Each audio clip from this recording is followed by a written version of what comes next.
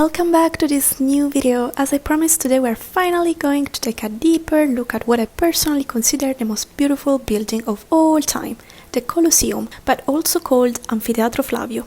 As many of you may know, the Colosseum was built in the 1st century AD under Emperor Vespasiano, who belonged to the Flavian dynasty. What we know is that Vespasiano decided to build it on a site where there had been an artificial lake created by Nero for his Domus Aurea. And since Emperor Vespasiano was seeking the support of the people, he decided to transform it into a public amphitheater. The opening took place in 80 AD, and to celebrate, games were held that lasted 100 days.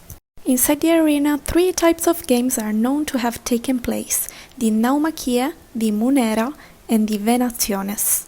Basically, Munera were gladiatorial combats, the most iconic shows of the Roman world, while the Venationes were wild animal hunts, often involving exotic creatures brought from all over the empire. And then there were the Naumachie, the ones that I personally find the most fascinating, basically were naval battles recreated by flooding the arena and that were likely performed only during the Flavian dynasty. And this is because the underground chambers were probably added later under Emperor Domitiano at the end of the 1st century, and once the Hypodium was built, it was no longer possible to flood the arena. In fact, we have no records of Naumachie being held after that period.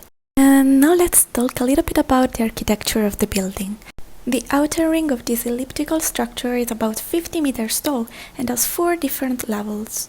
The first 3 levels have arches between columns, Tuscan order on the 1st floor, Ionic on the 2nd, and Corinthian on the 3rd.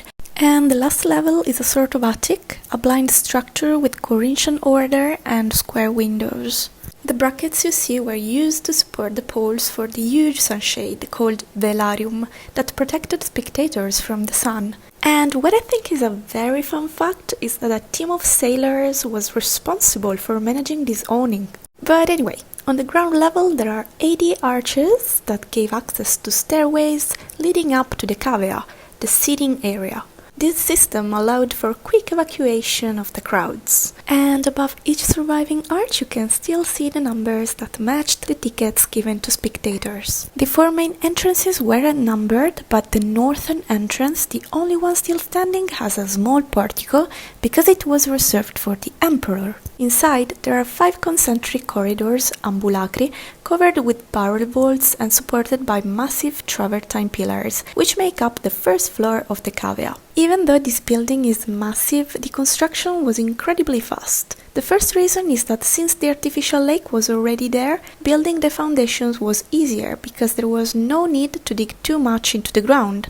The second reason why it only took a few years to build it is that the construction site was divided into 4 sections, each working on a different part of the building, and this allowed the Colosseum to be completed quickly. And going back to the underground areas, we know for sure that they were used for practical purposes. From the center of the arena, all kinds of sets could be raised, much like in a real theater with a real stage. And in the underground were also kept wild animals, machines and weapons. About the seating area or cavea, we know that it was divided into 5 sections, each reserved for a different social class. Unlike today, where you can choose your seat based on ticket prices, entry was completely free, but you could only sit in a certain section depending on your social rank. For example, the highest and worst seats were given to women. The Colosseum could hold up to 80,000 people, both sitting and standing.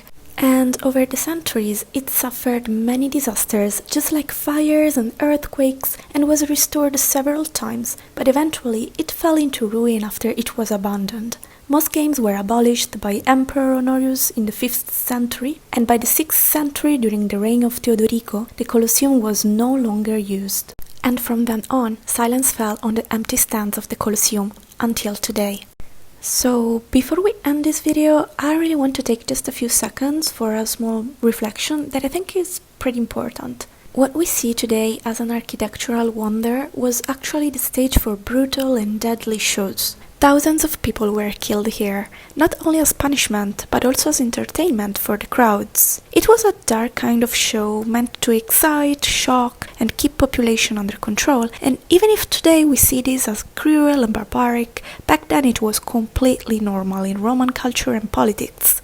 Thinking about how many innocent lives were lost here really makes you reflect deeply on the value of human life, on how different their society was, and how violence was part of that ancient society.